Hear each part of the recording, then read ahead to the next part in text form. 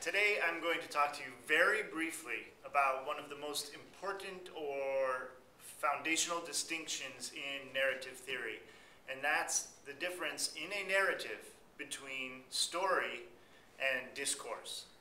Very basically put, the idea is that when we look at any narrative, we have the story, which is what happens, or our conception of what this thing is about. Usually that conception is chronological as well. Discourse is the telling of a story, the way the story is put together and presented to us.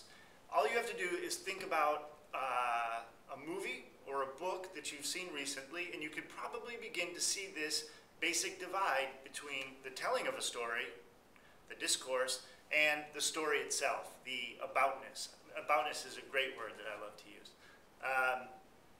Think about the Hunger Games. What's the story of the Hunger Games? I'm sure you could tell it. Basically, in the future, in a post-apocalyptic world, these people have been oppressed. The people in the capital are in control. In order to keep them in control, they have these things called Hunger Games. The story goes on. But if you think about the way that the story is presented to us, the discourse, in the novel, we have an opening scene in which Katniss is running around hunting animals. She's thinking about her sister, we're not really sure what's going on, so the story is presented to us in a perhaps non-chronological way. Some of the facts that we learn about the country are provided through flashback or through other stories. So that's the discourse, the way it has been given to us. Just compare it to the movie and you can see that discourse distinction again. The movie, the discourse begins with people sitting on stage saying, we're really excited, the Hunger Games are about to start.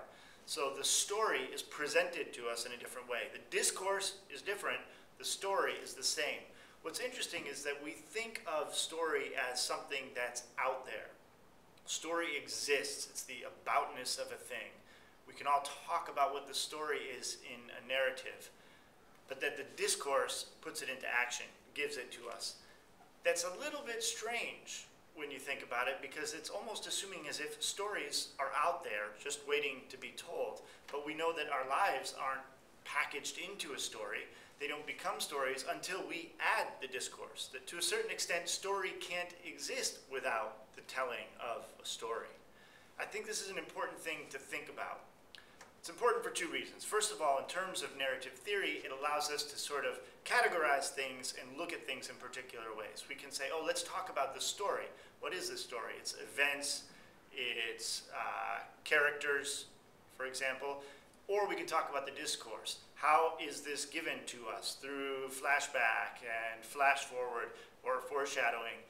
How is it actually constructed? So it allows us that narrative insight, or a way to talk about narrative. The other reason is it's important is I think it gives us a little window into the texts we're studying. Think about an invisible sign of my own. It's easy to detect signs of discourse, signs of the way that this is being told to us. But what's the story? I think if you consider for a moment what the story is, you might realize what the importance of discourse in this particular example is. We're going to talk about it more this week. There's a reading that you can do that will hopefully clarify some of this, but I wanted to just create a video because it's really fun. Thanks.